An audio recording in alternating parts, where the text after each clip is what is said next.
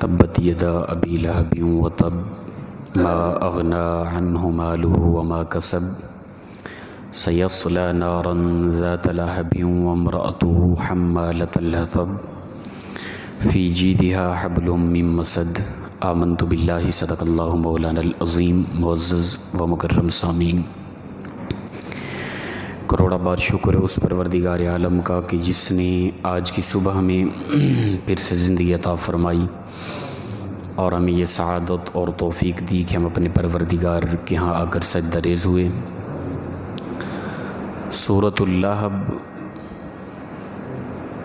اس کا شان نزول اس طرح سمجھیں کہ جب نبی اکرم صلی اللہ تعالی علیہ وآلہ وسلم نے اعلان نبوت فرمایا اور حکم ہوا کہ اب واضح کر دو سب کے سامنے، تو صفا کی چوٹیوں پہ کھڑے ہو کے اللہ کے نبی صلی اللہ علیہ وسلم نے تمام قریش مکہ کے تمام لوگوں کو، بالخصوص سرداروں کو آواز دی۔ سب لوگ جمع ہو گئے تو اللہ کے نبی صلی اللہ تعالی علیہ وآلہ وسلم نے فرمایا کہ یہ بتاؤ کہ میں محمد صلی اللہ علیہ وسلم اگر تمہیں کہوں کہ اس پہاڑی کے پیچھے سے ایک لشکر آ رہا ہے، فوج ہے، وہ تمہارے ساتھ آ کے جنگ کریں گے اور تم کو ختم کر دیں گے، مٹا دیں گے، تو تم اس بات کو مانو گے؟ انہوں نے کہا کہ اے محمد صلی اللہ علیہ وسلم، تمہاری زندگی 40 سالہ زندگی جو ہے وہ ہمارے سامنے واضح ہے، تو آپ تو اس سے بڑی بات بھی کریں تو ہم ماننے کے لیے تیار ہیں۔ رسول اللہ صلی اللہ علیہ وسلم کو صادق الامین کے لقب سے پکارا جاتا تھا، ٹھیک ہے نا؟ تو اس وقت کے قریش مکہ کے جتنے بھی بڑے بڑے سردار تھے، انہوں نے کہا محمد یہ تو اس طرح کی بات، تو بڑی سے بڑی بات بھی کرے تو ہم ماننے کے لیے تیار ہیں۔ تیری 40 سالہ زندگی کا ہر لمحہ، ہر سیکنڈ، ہر گھڑی ہمارے سامنے ہے۔ تیری ذات جیسی کوئی ذات پہلے ہماری زندگی میں، اس کائنات میں، اس دھرتی نے، اس آسمان نے، اس چاند ستارہ سورج نے کبھی نہیں دیکھی تیری جیسی ذات، تو یہ بات کرتا ہے تو اس سے بڑی بھی بات کرے تو ہم ماننے کے لیے تیار ہیں۔ تو اللہ کے نبی صلی اللہ تعالی علیہ وآلہ وسلم نے فرمایا اے قریش مکہ، پھر اگر تم مجھے صادق الامین کہتے ہو، مجھے مانتے ہو اور میری ہر بات پہ یقین کرتے ہو، تو پھر یہ مانو کہ مجھے اللہ نے اپنا آخری نبی بنا کر بھیجا ہے، اور تم شرک سے باز آ جاؤ، اللہ کی توحید کی طرف لوٹ آؤ۔ جب یہ بات سنی تو لوگ تو بڑے عجیب محسوس کرنے لگے کہ یہ اتنی بڑی بات کر دی۔ وہ کیونکہ کل ہم اس کی وضاحت کر رہے تھے سورہ نصر کے اندر کہ نبی ماننا یہ سب سے بڑا مشکل ہے۔ سردار بھی مانا جائے گا، سب سے بڑا آدمی بھی امیر بنانے کے لیے بھی تیار تھے، سب کچھ ہر بات ماننے کے لیے، یعنی سردار ماننے کے لیے تیار تھے، بھئی ہم آپ کو بڑا سردار بنا دیتے ہیں، قریش مکہ کا سب سے بڑا سردار تو ہو جا، ٹھیک ہے نا؟ تو جو کہے گا تیرے آرڈر کے مطابق سارے قوانین ہوں گے، تیرے کہنے کے مطابق پورا نظام چلے گا، پر نبوت والا معاملہ یہ ماننے کے لیے تیار نہیں۔ کیوں؟ اس لیے کہ تو سردار بن جائے گا، تو بڑا آدمی ہوگا، تیری ہر بات کو ماننا یہ تو ہمارے ایک قانون کے لحاظ سے لازم بنے گا۔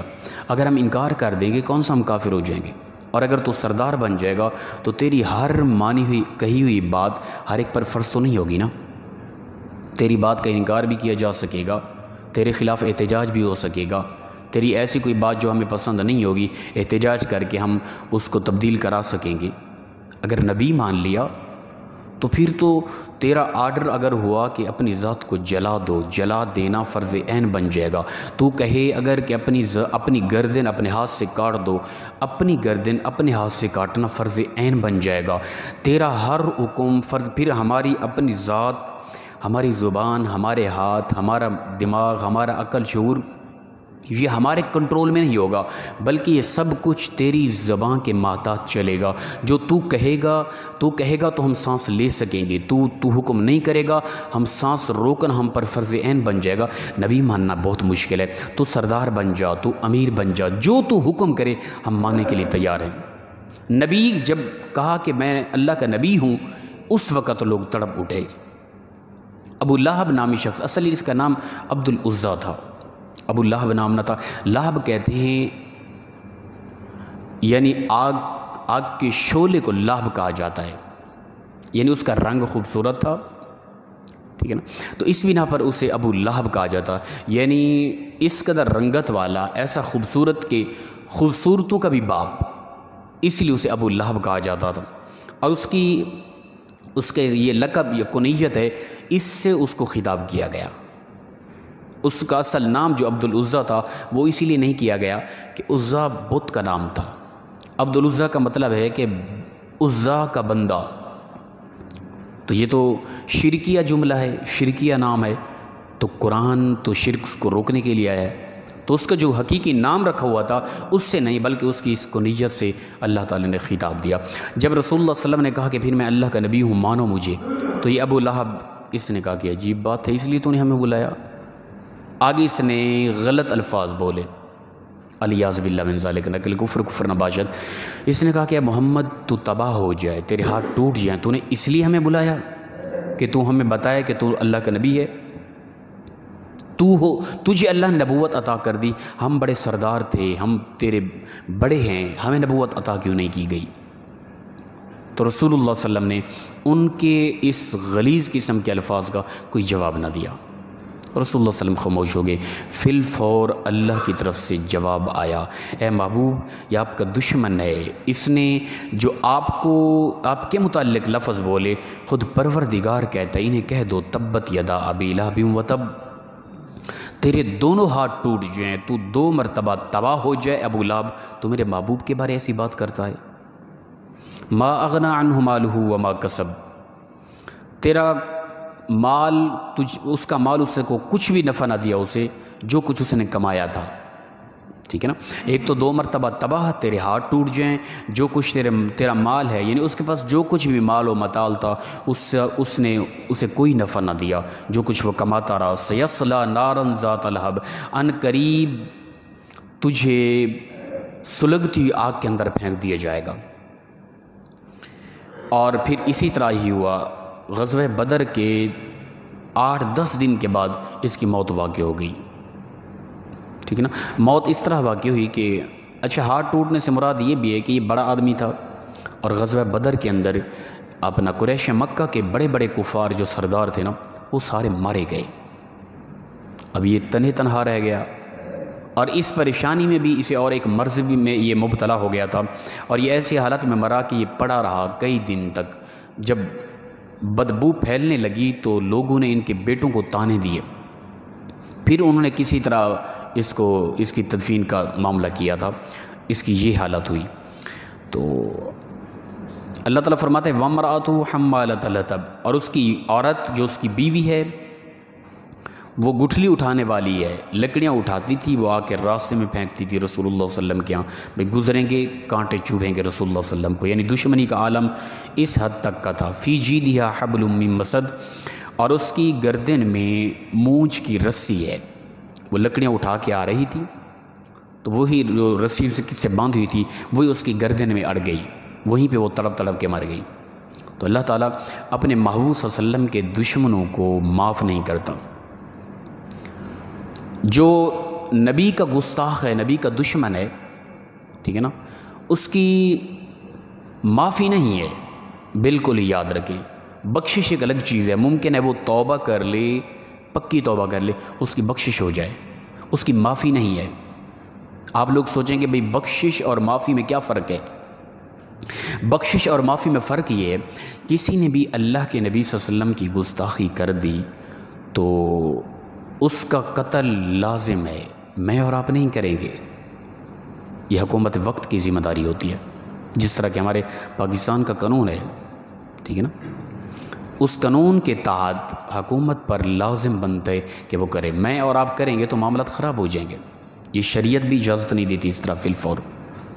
ہاں یہ ہے کہ قانون کی کوئی پاسداری نہیں کی جا رہی، بے حسی ہے، اور جو بڑے لوگ ہیں وہ بھی انہی کے ساتھ ملے ہوئے ہیں، اللہ کے نبی صلی اللہ علیہ وسلم کی ذات پر عجیب اٹیک ہو رہے ہیں، اسلام پہ حملے ہو رہے ہیں، پھر تو ایک جہاد کا نعرہ بلند کر کے پھر انسان کو ذاتی طور پہ نکلنا پڑے گا، برحال اس طرح نہیں ہے.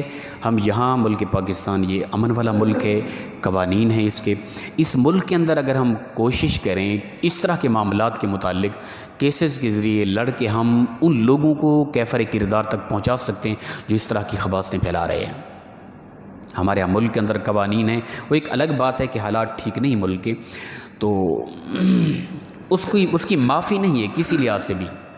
وہ توبہ کر لے، اب گستاخی کرنے کے بعد وہ روتا رہے، چلاتا رہے، توبہ کر لے، وہ گڑ گڑا کے کہے مجھ سے غلطی ہوگی، معافی پھر بھی نہیں، اس کو قتل کیا جائے گا ہر حالت میں.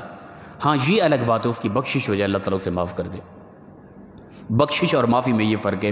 جس نے دنیا میں گستاخی کی وہ واجب القتل ہے، اس کا قتل لازم بن گیا ہے. اب وہ فی الفور توبہ کرتا ہی رہے پھر بھی اس کو معافی نہیں ہے. ہاں یہ ہے اس کو جب یہاں دنیا میں اس کو سزا دے دی جائے گی نا، اخروی زندگی میں اس کی بخشش ممکن ہے. تو لہٰذا گستاخ جو ہے نا ممکن ہے اس کی بخشش ہو جائے توبہ کے بعد، اس کو دنیا میں معافی قطعاً نہیں ہے. اگر وقت کی حکومت وقت اسے معاف کر دیتی ہے تو ان کی گرفت ہوگی قیامت کے دن، یاد رکھیں. تو رسول اللہ صلی اللہ علیہ وسلم نے اپنی ذات کو ان کے سامنے پیش کیا، فرمایا میری ذات کے اندر کوئی عیب، کوئی نقص 40 سالہ زندگی میں کبھی کوئی کسی کے ساتھ کوئی سخت لہجہ، سخت زبانی، کوئی لڑائی جھگڑا، کسی کے لین دین میں کچھ معاملات. لوگوں نے کہا نہیں تو صادق الامین ہے، تیری زندگی ایسی پاک ہے کہ 40 سالہ زندگی کا ہر سال کے 12 مہینے، ہر 12 مہینے کے ہر ہفتے کے ہر دن کے ہر گھنٹے کے ہر سیکنڈ، منٹ کے سیکنڈ کے اندر بھی ہم نے غور کیا ایک لمحہ بھی تیرا عیب دار نہیں ہے، تو تمام عیبوں سے پاک ہے، معصوم عن الخطا ہے، تو صادق الامین ہے. تو اس کے بعد رسول اللہ صلی اللہ علیہ وسلم فرمایا پھر مجھے نبی مانو، تب بھی انکار کر دیا گیا. ٹھیک ہے نا. تو اس کے اندر ایک اصول ہے، یاد رکھیے. ہم نے رسول اللہ صلی اللہ علیہ وسلم کی زندگی ہمارے لیے مکمل زندگی اسوہ حسن ہے، نمونہ ہے.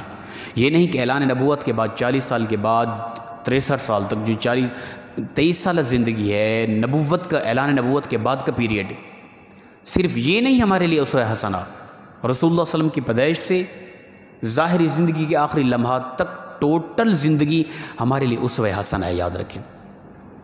اور رسول اللہ صلی اللہ علیہ وسلم نے اعلان نبوت کے بعد کی زندگی کا جو پیریڈ ہے نا، اس کے اندر احکام بھی دیے، معاملات بھی دیے، لین دین بھی سمجھایا، حقوق العباد کے اندر جتنا بھی حقوق آتے ہیں وہ سارے سمجھائے، پورا اسلام سمجھایا. اور اس 23 سالہ زندگی کے اندر پورے اسلام کے مکمل احکام جو سمجھانا، ان کے اندر بھی میں کہتا ہوں 80% رسول اللہ صلی اللہ علیہ وسلم نے حسن اخلاق سمجھایا ہے. اور اس سے پچھلی زندگی جو ہے 40 سالہ، وہ بھی ہمارے لیے اسوہ حسنہ ہے. اور اس 40 سالہ ٹوٹل زندگی میں حسن اخلاق سمجھایا ہے. یہ ہمارا اسلام ہے. اب میں اور آپ دیکھیں ہمارا اسلام کے بقیہ احکام پر کتنا عمل ہے اور ہمارا حسن اخلاق کتنا ہے. حسن اخلاق سے مراد یہی ہے کہ عام طور پہ ہم سمجھتے ہیں کہ ہم ماشاءاللہ بڑی سنجیدگی ہمارے اندر حسن اخلاق ہے. ہم سمجھتے ہیں بعض اوقات وہ یہ ہوتی ہے کہ جو ہمارے ساتھ اچھے انداز سے پیش آ رہا ہے نا، اس کے حسن اخلاق کی وجہ سے ہم اس کے ساتھ اچھے ہوتے ہیں. یہ حسن اخلاق نہیں ہے، یہ تو اس کے حسن اخلاق کا بدلہ ہے. حسن اخلاق یہ ہے کہ کسی بد اخلاق کے سامنے آپ حسن اخلاق سے پیش آئیں نا.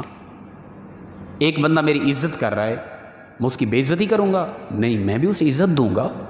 یہ تو ایک اصول ہے، ایک فطرت ہے. یہ تو آپ کسی جانور کے ساتھ بھی پیار کریں وہ بھی آپ کے سامنے سر جھکا لے گا. ایک بدترین جانور کتا ہے، آپ دیکھ لیں، اسے آپ کھانا پھینکیں، اس کے سر پر پاؤں پھیریں، وہ سر جھکا لے گا آپ کے قدموں کے. ہاں، یہ تو ایک حیوان کی بھی عادت ہے. اور انسان کہے کہ میں ماشاءاللہ بڑا حسن اخلاق والا ہوں، جو میری عزت کر رہا ہے میں اسے عزت دے رہا ہوں، یہ عزت دینے کا بدلہ ہے، یہ حسن اخلاق نہیں. ہاں یہ ہے کوئی ایسا آدمی میرے سامنے آ گیا، اس نے میری بے عزتی کر دی، میں برداشت کروں پھر بھی حسن اخلاق سے پیش ہوں. یہ دراصل حسن اخلاق ہے. بد اخلاق بندے حسن اخلاق والے کے سامنے حسن اخلاق سے پیش آنا یہ حسن اخلاق نہیں. بد اخلاق بندے کے سامنے حسن اخلاق سے پیش آنا یہ دراصل حسن اخلاق ہے. زبان میں مٹھاس پیدا کریں، اچھے انداز سے لوگوں کو دین کی طرف بلائیں، یہ طریقہ ہے. ہمارے ہاں تو عجیب طرح کے، بلکہ ہم تو ذاتی طور پہ خود مولوی طبقہ اپنی فیلڈ کے لوگوں کی وجہ سے ہم شرمندہ ہیں، اپنی ذات کے لیے ہم شرمندہ ہیں.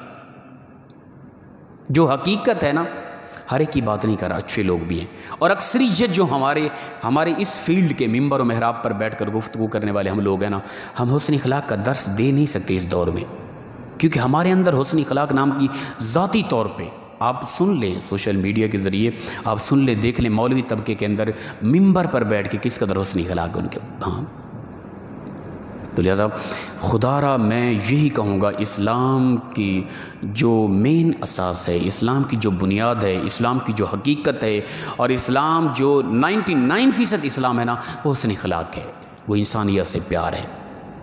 یہ گالی گلوچ، لڑائی جھگڑے، چھوٹے چھوٹے اختلافات پر کیا کچھ کہہ دینا، عوامی آدمی وہ کسی مسلک کی طرف اپنے آپ کو منسوب کرے، اسے مسلمان بھی نہ سمجھنا، یہ اسلام نہیں ہے. خدا کے لیے پیار دیں اور عوام الناس سے التجا ہے. ٹھیک ہے، وہ ایک علماء کے آپس میں کبھی کبھار اختلاف ہو جائیں، ان کو انہی کی طرف چھوڑ دیں. عوام الناس کم از کم، ہم لوگ جو سادہ لوگ ہیں نا، ہم لوگ کم از کم دین کی طرف متوجہ ہوں، علماء سے محبت کریں. وہ ان کا ذاتی معاملات ایک الگ، جو اسلام ہمیں بتایا جا رہا ہے نا حسن اخلاق کے لحاظ سے، اس پہ ہم عمل کی کوشش کریں. اللہ پاک ہم سب کو مخلصانہ انداز میں عمل کی توفیق عطا فرمائے. وآخر دعوانا الحمدللہ رب العالمین.